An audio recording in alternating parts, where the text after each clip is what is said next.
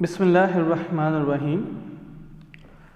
आज हम अपने सेल टैक्स के न्यूमेरिकल को आगे बढ़ाते हुए कुछ उसकी एक दो टर्म्स मज़ीद वो सीखेंगे और सेल्स टैक्स का जो न्यूमेरिकल है उसको सोल्व कैसे करना है उसका एक फॉर्मेट वो हम इस लेक्चर के दौरान सीखेंगे। कौन सी आइटम कहाँ लिखनी है, कब हमने किस चीज़ की एडजस्टमेंट करनी है, वो आज मैं आपको सिखाऊंगा। तो आइए देखते हैं। हमारी जो पहली टर्म है वह जी सेल्स टैक्स डेबिट।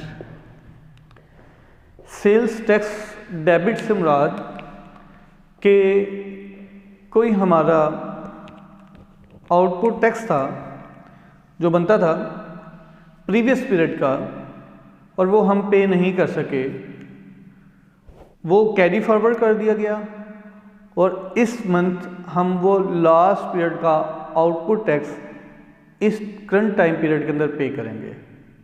तो लास्ट पीरियड का आउटपुट टैक्स जो कैरी फॉरवर्ड हुआ है उसे हम सेल्स टैक्स डेबिट का नाम देते हैं और ये सेल्स टैक्स डेबिट ऐड कर दिया जाएगा, या तो इसे आउटपुट टैक्स करंट पीरियड के आउटपुट टैक्स में ऐड कर दिया जाएगा या इसे सेल टैक्स लायबिलिटी के अंदर ऐड कर दिया जाएगा। किसी एक चीज़ में आप इसे ऐड कर सकते हैं और ऐड करके टोटल हम इसे इस टाइम पीरियड में से पे कर देंगे। दूसरी टर्म जो यूज़ होती है वह है जी सेल्स टैक्स क्रेडिट या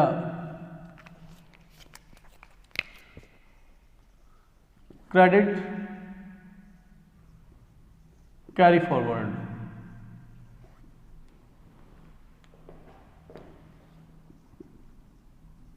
फ्रॉम प्रीवियस पीरियड।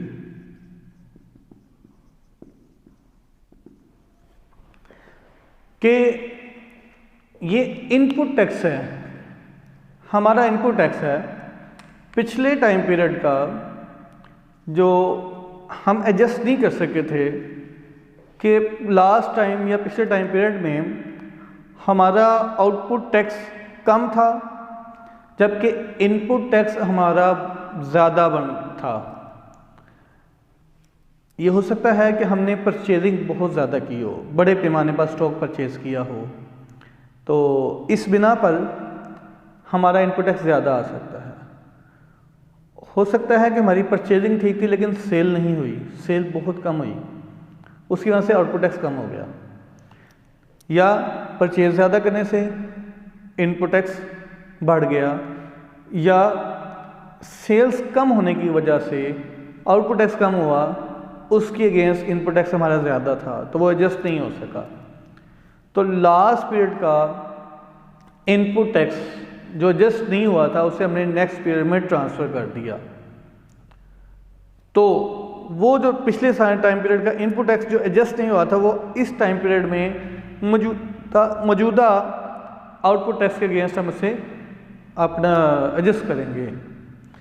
तो इसे हम नाम देते हैं सेल टैक्स क्रेडिट। मतलब पिछले साल का अनएडजस्टेड इनपुट टैक्स ट्रांसफ़र किया गया है इस टाइम पीरियड में, उसे हम सेल्स टैक्स क्रेडिट का नाम देते हैं, या credit carry forward from previous period. Tax credit का वर्ड यूज़ किया जाएगा जी। अब इसकी एक हम छोटी सी एग्जांपल लेंगे, न्यूमेरिकली इसे सॉल्व करके देखते हैं। तो अगर देखिए जी, सपोज अगस्त 2020 में हमारा output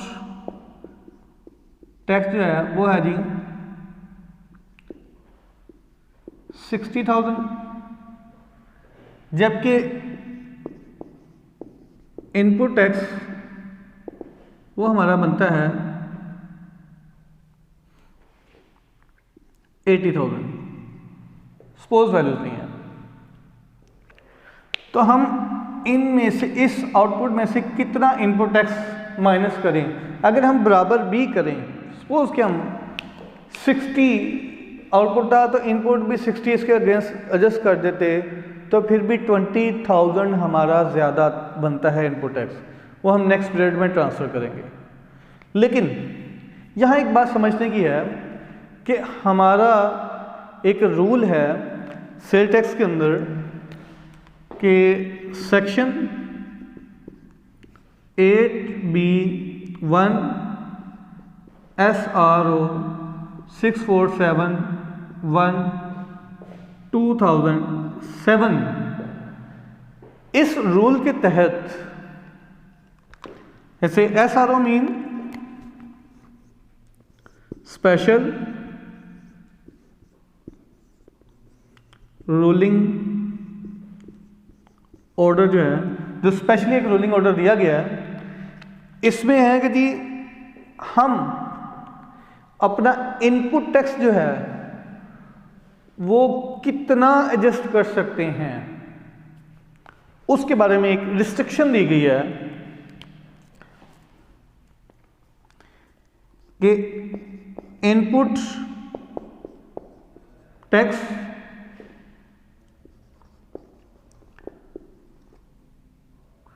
must be restricted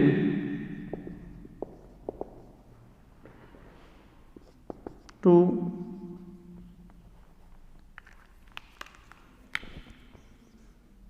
90% of output tax. यानी कि रजिस्टर्ड पर्सन जितने भी हैं वो सारे, उनके लिए रूल दिया गया है हमारा कि जी इनपुट टैक्स जो होगा वो आउटपुट टैक्स के 90% तक एडजस्ट हो सकता है। मतलब 10% गवर्नमेंट को पे करना ही करना है आउटपुट टैक्स का, कि इनपुट टैक्स इसके 90% से ज़्यादा नहीं होना चाहिए। अगर ज़्यादा है, अब जैसे यहाँ पे देखें हमारा जो आउटपुट टैक्स है वो कितना है जी, 60,000।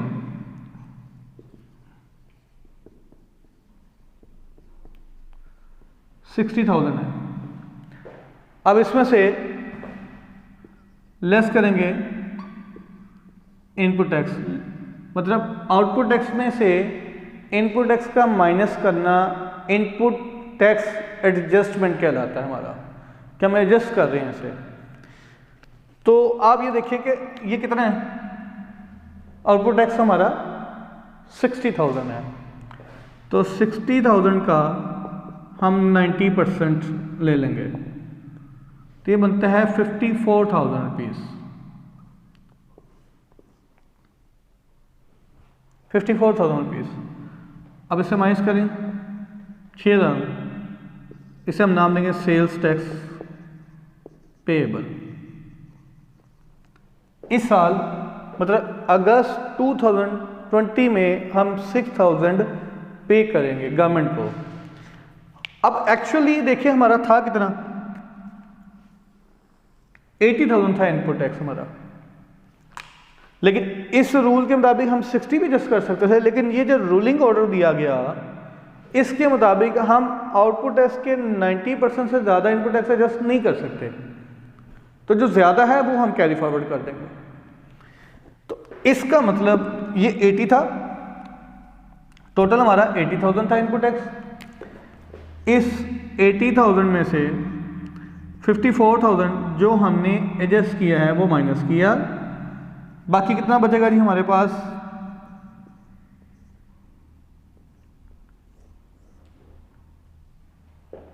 $26,000। तो ये कैरी फॉरवर्ड हो जाएगा।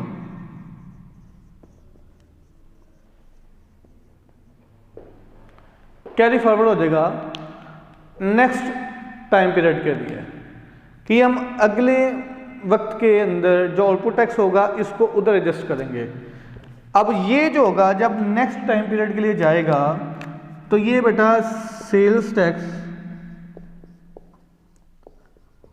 क्रेडिट कहलाएगा नेक्स्ट टाइम पीरियड के लिए।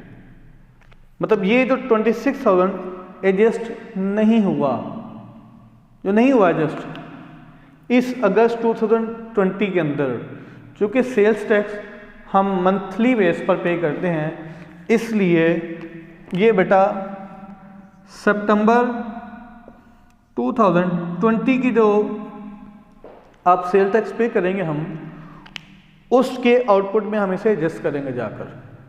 तो ये जो इनपुट टैक्स अगस्त में नहीं एडजस्ट हुआ, वो अगले साल ट्रांसफ़र किया उस अगले टाइम पीरियड महीने के लिए, तो सितंबर 2020 के अंदर ये जो 26,000 सेल्स टैक्स क्रेडिट का नाम से एडजस्ट किया जाएगा, कैरी फॉरवर्ड कर देगा जो इनपुट टैक्स है। तो ये हमारा सेल्स टैक्स क्रेडिट होगा। ये हमने इसकी टर्म देखी, ये दो टर्म्स हमने सीखे। अच्छा, बात एक टैक्स फ्रैक्शन भी है कि अगर आपको कोई ऐसी अमाउंट दे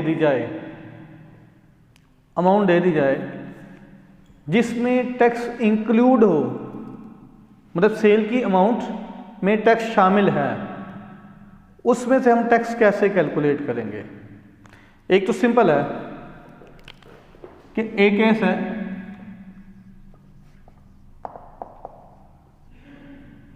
पीस 1 लाख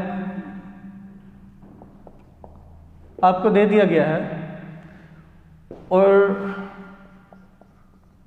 टैक्स रेट जो आपका है वो है 17%, टैक्स रेट 17% है। तो सिंपल है, हम इसमें जो सेल टैक्स निकालेंगे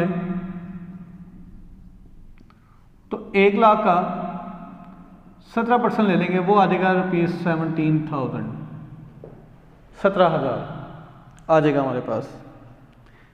लेकिन अगर हमें जो सेल है उसकी अमाउंट पूरी ना दी गई हो, बल्कि उसमें टैक्स की अमाउंट शामिल करके दे दी जाए, मतलब ये देखेंगे 1 लाख है और ये 17,000 है, दोनों को एडअप करके दे दिया जाए, टोटल अमाउंट दे दिया है, तो फिर हम क्या करेंगे, तो हम इसके लिए करते हैं एक टैक्स फ्रैक्शन, वो होती है बेटा A divided by 100 plus A, ये टैक्स फ्रैक्शन होगी। और यहाँ पर A जो है वो टैक्स रेट कहलाएगा, टैक्स रेट कहलाता है। तो सपोज क्या आपको वैल्यू दी है, इसमें लिखा हुआ है supplies including amount of sales tax बराबर ₹1,17,000, 1,17,000। अब ये वर्ड यूज किया गया यहाँ पर including the amount of sales tax, मतलब इसमें ऑलरेडी टैक्स शामिल है। तो इसका मतलब कि जो सप्लाईज है वो 100% जो एक्चुअल सेल की वैल्यू है प्लस टैक्स रेट हमारा कितना है 17 है, 17%, तो ये टोटल अमाउंट हमें जो दी है 117% है, कि ये टोटल अमाउंट जो हमें दी गई हुई है सप्लाई की, ये 100% नहीं बल्कि 117% है। मतलब सेल की वैल्यू 100% वो प्लस जो इस पर टैक्स बनता है 17% वो भी इसमें शामिल है, तो ये अमाउंट 117% है। तो इसमें से टैक्स कैसे कैलकुलेट करेंगे, तो इसमें टैक्स कैलकुलेट करने के लिए सेल्स टैक्स इक्वल टू हो जाएगा जी अमाउंट 1,17,000 है, ज़रब यहाँ ये फ्रैक्शनल रूल अप्लाई होगा। अब रेट हमारा कितना है जी 17%, तो डिवाइडेड बाय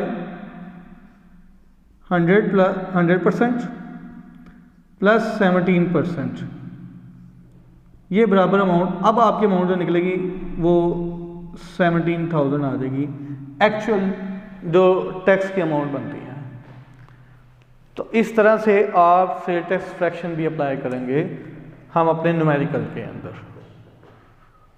तो ये कुछ टर्म्स थी जो आपको मैंने सिखानी थी। अब हम देखते हैं कि हमारी सप्लाई वो कितनी किस्म की होती है। सप्लाईज को देखेंगे कि वो कितने किस्म की है।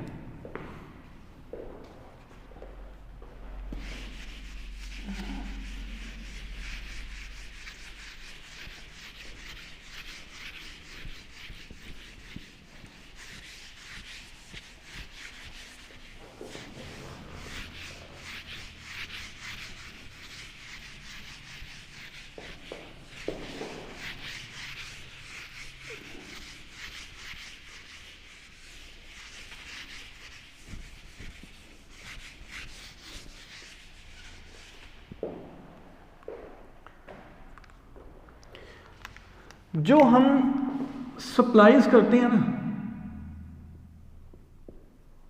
मतलब सेल्स या आउटपुट या टर्नओवर, मैंने बताया कि 4 तरह के नाम हैं सेल्स के।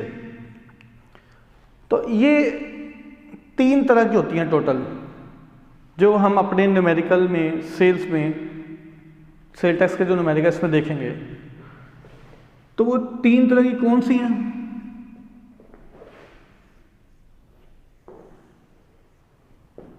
तीन तरह की डिफरेंट टाइप्स की हमें सप्लाईज दी जाएंगी। इसमें पहले जो है हमारे पास आती हैं वो है taxable supplies, taxable goods supplies, जबकि दूसरी आती हैं एग्जैम्प्ट सप्लाईज, और तीसरी हमारी जीरो रेटेड।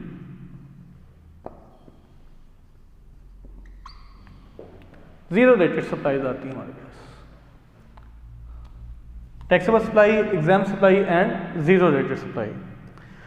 टैक्सेबल सप्लाईज ऐसी सेल्स को कहते हैं जिसके अंदर हमारी जो टैक्स रेट है वो full flash tax rate apply होता है और उसके ऊपर हमने टैक्स पे करना होता है। चाहे अब वो रेट उसका डिफरेंट हो सकता है, लेकिन हमने इस पर टैक्स पे करना ही है।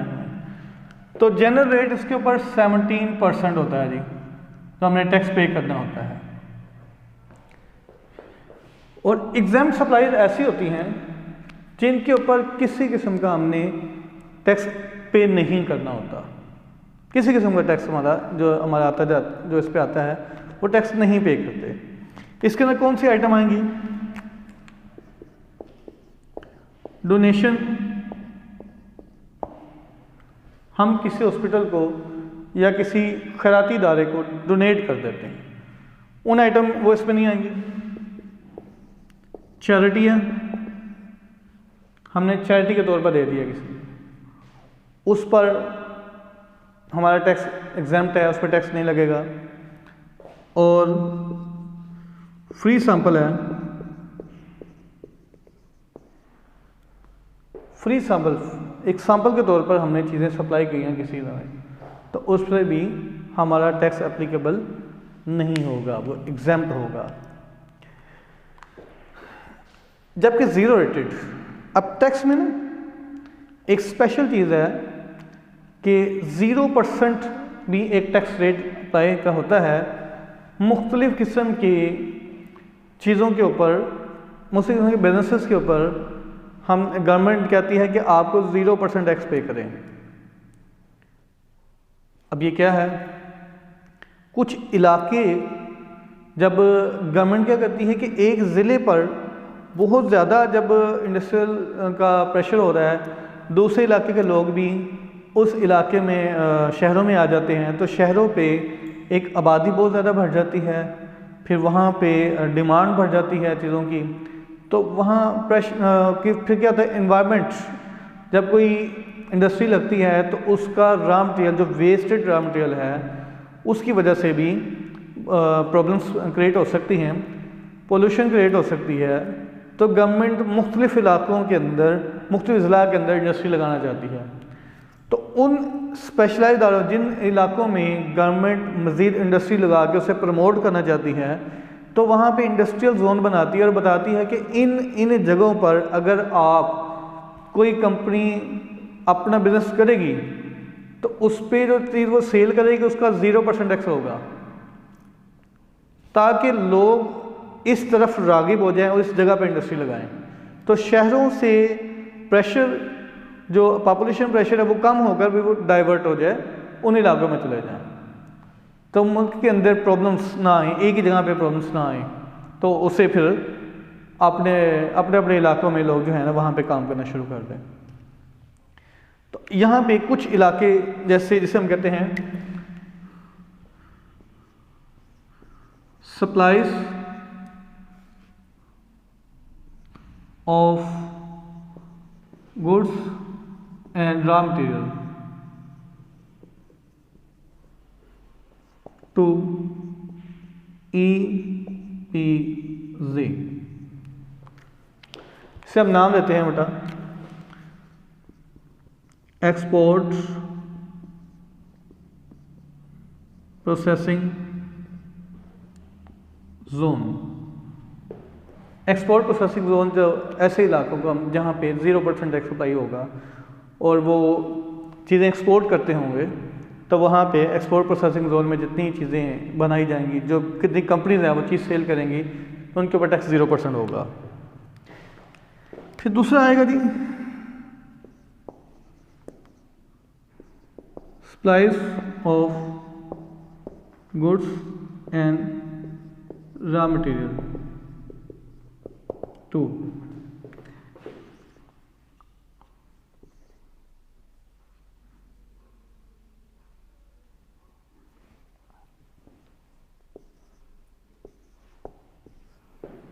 GSPZ, जिसे आता है जी गवादर स्पेशल प्रोसेसिंग जोन। यहाँ पर एक चीज़ नोट करने की है, गाड़ियाँ जो सेल होंगी ना इधर वो इसमें शामिल नहीं होंगी, बस बाकी तमाम चीज़ें जो हम उधर सेल करेंगे ग्वादर प्रोसेसिंग के जोन, उस ग्वादर के इलाके में, उस पर भी टैक्स 0% होगा। एक आता है जी इसमें देखने वाली चीज़ DTRE,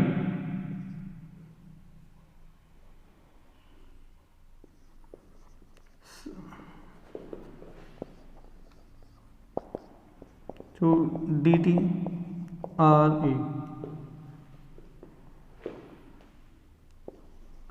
रजिस्टर्ड पर्सन, इस पर भी 0% होगा। Duty and T for tax remission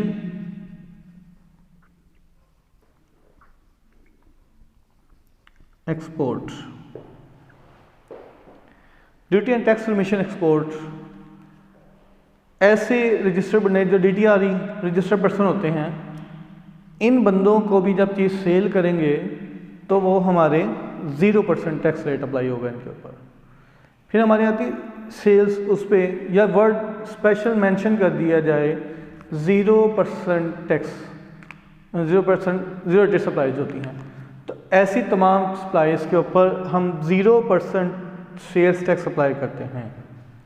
तो जो आइटम्स इनके अंदर आ जाएंगी, तो इनका चूंकि आउटपुट टैक्स तो 0% है, तो इनपुट चूंकि जब परचेज की होगी हमने उस पर इनपुट तो पे किया होगा, तो जब हम इन इलाकों में सेल करेंगे तो गवर्नमेंट ने एक सहूलत दी है कि आपका जो इनपुट पे किया हुआ है वो भी आप वापस रिफंड कर दिया जाएगा आपको। मतलब इनको सेल करें तो अपना जो इनपुट पे किया वो भी आपको वापस दे दिया जाएगा, मतलब आप पे 0% है।